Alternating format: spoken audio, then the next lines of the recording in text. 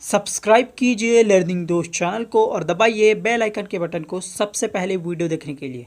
दोस्तों हमने हमारे इस चैनल पे पिछले कुछ दिनों पहले तर्क शक्ति वाले क्वेश्चन, जिसको आप मानसिक योग्यता वाले क्वेश्चन कहते हैं, एप्टीट्यूड के क्वेश्चन भी कह सकते हैं, उस तरह के क्वेश्चंस पर भी हमने डिस्कस किया था। और हमने पहला चैप्टर जो स्टार्ट किया था वो था हमारा समुच्चय, जिस पर हमने कुछ क्वेश्चंस और कुछ वीडियो के जरिए हमने डिस्कस किए थे। तो उसी चैप्टर को, समुच्चय चैप्टर को आगे बढ़ाते हुए आज के इस वीडियो को हम शुरू करते हैं और कुछ क्वेश्चंस को शुरू करते हैं। तो चलिए दोस्तों हम सीधा क्वेश्चन को स्टार्ट करते हैं। नमस्कार, मैं हूं प्रेमचंद, स्वागत है आप सभी का फिर से इस लर्निंग दोस्त चैनल पे। चलिए आज की इस वीडियो को हम सीधा शुरू करते हैं।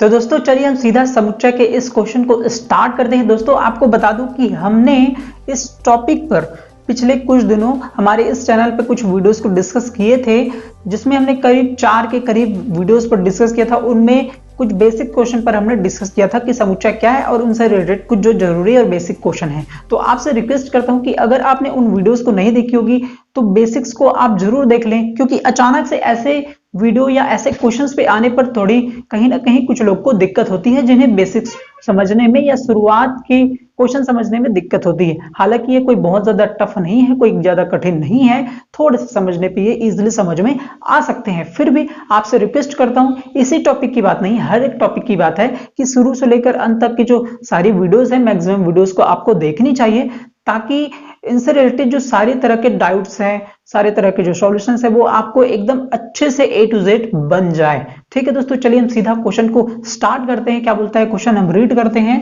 एक किसी परीक्षा में 75% प्रतिभागी हिंदी में पास हुए, 60% अंग्रेजी में व 55% दोनों में पास हुए, तब दोनों विषयों में कुल अनुत्तीर्ण हो जाने वाले प्रतिभागियों का प्रतिशत बताइए। चलिए क्वेश्चन को एक बार और रीड कर देते हैं। क्या होता है दोस्तों, इसमें एक एग्जाम हो रहा है, कोई एग्जाम हो रहा है, उसमें 100% ओवरऑल आपके स्टूडेंट्स होते हैं, परसेंट में जो गिना जाता है वो 100% गिना जाता है। तो 75% जो प्रतिभागी होते हैं, कैंडिडेट्स होते हैं, वो हिंदी सब्जेक्ट में पास हो जाते हैं। 2 सब्जेक्ट होते हैं आपके हिंदी, तो 75% जो हैं वो हिंदी में पास हो जाते हैं। और दूसरा आपका आता है 60% जो है वो अंग्रेजी विषय में पास हो जाते हैं। वो 55% जो होते हैं वो दोनों में पास हो जाते हैं, 55% होते हैं वो दोनों में पास हो जाते हैं। अब आपको बोल रहे तब दोनों विषय में कुल अनुत्तीर्ण हो जाने वाले, फेल हो जाने वाले प्रतिभागियों का प्रतिशत बताइए, आपको कहा गया है। तो दोस्तों कुछ चीजें हमको समझने की कोशिश करना है। मैं आपसे फिर रिक्वेस्ट करता हूं कि इसमें अगर आपको दिक्कत आ रही हो, आप बेसिक्स की वीडियो को जरूर समझ ले। चलिए होता क्या है दोस्तों कि 75% जो स्टूडेंट होते हैं, 100 में से 75 स्टूडेंट्स, 75% आप समझते हैं, वो हिंदी सब्जेक्ट में पास कर लेते हैं। 60% जो स्टूडेंट्स है वो दोनों में पास कर, अंग्रेजी में पास कर लेते हैं। और 55% जो स्टूडेंट्स होते हैं वो दोनों में पास हो जाते हैं, हिंदी और अंग्रेजी दोनों विषय में। तो दोस्तों एक चीज हमें समझनी है, ये जो 55% दोनों विषय में पास होने वाले जो स्टूडेंट्स हैं ना, वो स्टूडेंट इसमें भी शामिल है, वो इसमें भी शामिल है। कहने का ये मतलब है दोनों में पास हुए, मतलब किस में पास हुए, हिंदी और इंग्लिश दोनों में पास हो गए। मतलब हिंदी में, मतलब ये जो 55% की जो लिस्ट है वो हिंदी वाले भी शामिल हैं, और ये जो 55% की लिस्ट हैं वो अंग्रेजी में पास होने वाले इस लिस्ट में भी शामिल हैं। ये स्टूडेंट्स जो है, ये 55% स्टूडेंट्स जो है हिंदी में पास होने वाले लिस्ट में भी शामिल हैं, और ये जो 55% स्टूडेंट है ये अंग्रेजी में, केवल अंग्रेजी में पास होने वाले स्टूडेंट्स में भी शामिल है, क्योंकि ये तो दोनों में पास हो चुके हैं, इधर भी इधर भी, इसलिए ये इनकी जो गिनती है वो इधर भी हो चुकी है, इधर भी हो चुकी है, 2 जगह हो चुकी है। ठीक है दोस्तों, तो इसको हमें समझना है। इसीलिए मैंने कहा अगर इसमें दिक्कत आती है, कोई ऐसे टफ है नहीं, थोड़ी बहुत भी दिक्कत आती है, बेसिक्स की वीडियो को, पुरानी वीडियो को एक बार देख लें, उसमें मैंने अच्छे से और डिटेल से बताने की कोशिश की है। तो ये जो 55% स्टूडेंट्स है वो हिंदी में पास होने वाले में भी शामिल हो गए, क्योंकि इसमें हिंदी भी शामिल है 55% में, 55% में हिंदी विषय वाले भी हैं पूरा 55%, और इंग्लिश विषय वाले भी हैं। सो हिंदी में पास होने वाले में भी ये 55% आ गया है, और इस 60% वाले में भी ये 55% वाला लिस्ट आ गया है।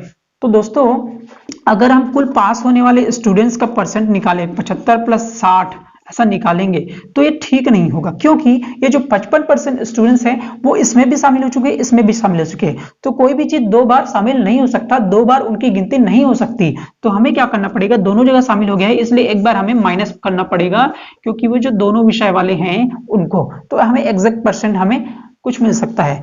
तो चलिए आप कीजिए, क्या कर सकते हैं, 75 और 60 आपका क्या होता है, आई थिंक 135 होता है। 135% माइनस 55% होता है, माइनस कर दीजिए। सो 5 में 5 आपका 0 होगा, 13 में 5 आपका होता है 80, 8 होता है शायद। सो ये 80% आ रहा है। सो दोस्तों ये जो नंबर निकल रहा है आपका, ये जो है आपका उत्तीर्ण होने वाले स्टूडेंट्स का परसेंट है, जो पास होने वाले स्टूडेंट्स होते हैं ना उनका परसेंट है।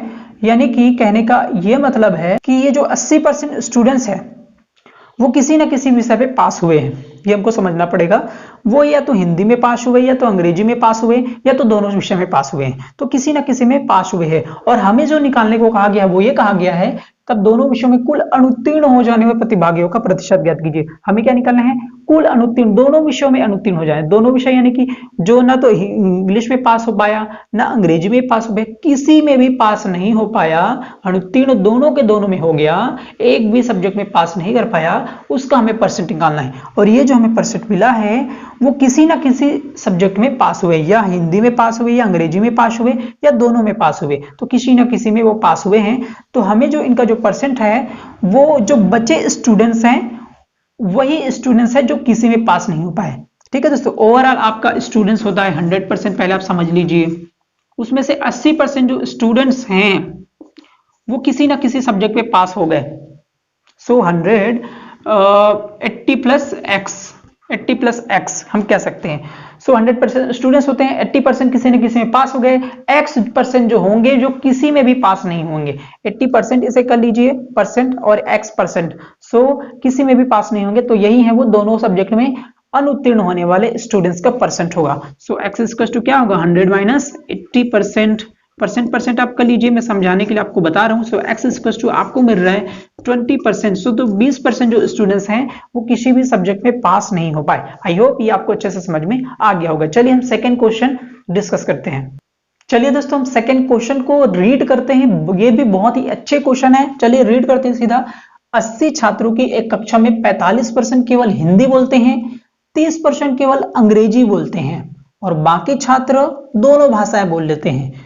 कुल कितने छात्र हिंदी बोल लेते हैं आपको बताना है। चलिए दोस्तों क्वेश्चन को थोड़ा सा अच्छे से पहले रीड करते हैं, समझ लेते हैं आखिर बोल क्या रहा है। बोल रहे दोस्तों 80 स्टूडेंट्स हैं एक क्लास में, वहां के जो 45% स्टूडेंट्स हैं वो बोलते हैं आपके हिंदी, और 30% जो स्टूडेंट्स हैं वो बोलते हैं आपके अंग्रेजी, ये बोल रहे हैं, और बाकी बचे छात्र दोनों भाषाएं बोल लेते हैं। देखिए दोस्तों उस क्लास में किस तरह के स्टूडेंट्स हैं, 3 तरह के स्टूडेंट्स हैं। एक जो हिंदी बोलते हैं, जो केवल हिंदी बोल पाते हैं, दूसरा जो केवल अंग्रेजी बोल पाते हैं, तीसरा जो दोनों बोल लेते हैं। ठीक है दोस्तों, किस तरह के, एक जो केवल हिंदी बोल पाते हैं, दूसरा जो केवल अंग्रेजी बोल पाते हैं, तीसरा जो दोनों तरह के बोल लेते हैं। इन 3 तरह के स्टूडेंट्स उस क्लास में शामिल हैं। तो दोस्तों अगर परसेंट की बात करें तो कुल कितने परसेंट हैं उस क्लास में स्टूडेंट, 100%। तो ये जो 3 कैटेगरी के जो आएंगे, जो 3 कैटेगरी की हिंदी अंग्रेजी और दोनों वाले, ठीक है दोस्तों, वो 100% में ही आएंगे, वो 100% में ही आएंगे, 100% के अंतर्गत। सो एक हो गया आपका 45%, दूसरा हो गया अंग्रेजी बोलने वाला। अब तीसरा कैटेगरी का हमें प्रतिशत नहीं पता है, तो हम बाय द वे उन्हें मान लेते हैं x% है, जो दोनों बोलने वाले हैं, दोनों वाले भाषाएं हम x% है मान लेते हैं। तो दोस्तों 45% आपका हिंदी वाला, 30% अंग्रेजी वाला, और आपका x% जो है वो दोनों वाला हो गया। तो कुल कितने स्टूडेंट्स होंगे, 100% होंगे। सो जोड़ लीजिए 45 30 क्या होता है 75% plus x% is equal to 100%। So आपका x% इज इक्वल टू आएगा 100% माइनस 75% यानी कि 25%। सो जो 25% स्टूडेंट्स हैं वो दोनों भाषाएं बोल लेते हैं, दोनों भाषाएं। कहने का ये मतलब ये हिंदी भी बोलते हैं और अंग्रेजी भी बोलते हैं, हिंदी प्लस इंग्लिश दोनों बोलते हैं। ये 25% है, आपको अच्छे से इस बात को ध्यान में समझना है, उसके बाद ही आगे सॉल्यूशन बनेगा। कुल कितने छात्र हिंदी बोल लेते हैं, कुल कितने छात्र हिंदी बोल लेते हैं। देखिए दोस्तों हिंदी कौन कौन बोल पाएंगे?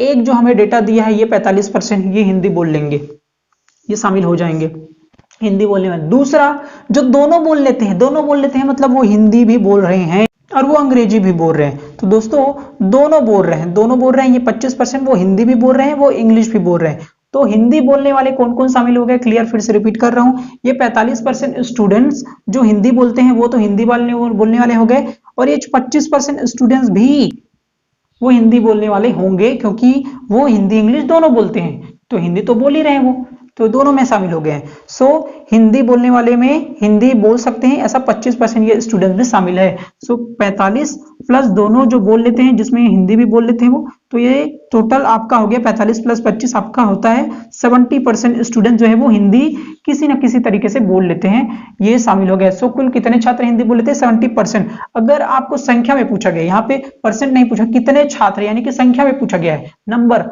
तो हमारे पास कुल छात्र हैं 80 छात्र हैं, ठीक है दोस्तों। यहाँ पे हमारे पास 80 की संख्या में छात्र हैं, उसका 70% जो है वो हिंदी बोलते हैं। So into 70 is divided by 100, ये 00 कैंसिल हो गया आपका, तो 8 7 जा 56, 8 6 56, तो 56 स्टूडेंट जो है वो हिंदी बोल पाते हैं, बोल लेते हैं। ये आपका समझ में आ गया, ये आपका सॉल्यूशन रहा। ठीक है दोस्तों, उम्मीद करता हूं आपको दोनों सॉल्यूशन अच्छे से समझ में आ गए होंगे, काफी अच्छे सॉल्यूशन है। किसी भी तरह का कुछ भी डाउट होता है हमें कमेंट करके जरूर पूछें। वीडियो कैसे लगी, कितनी काम की रही, यह भी हमें कमेंट करके जरूर बताएं।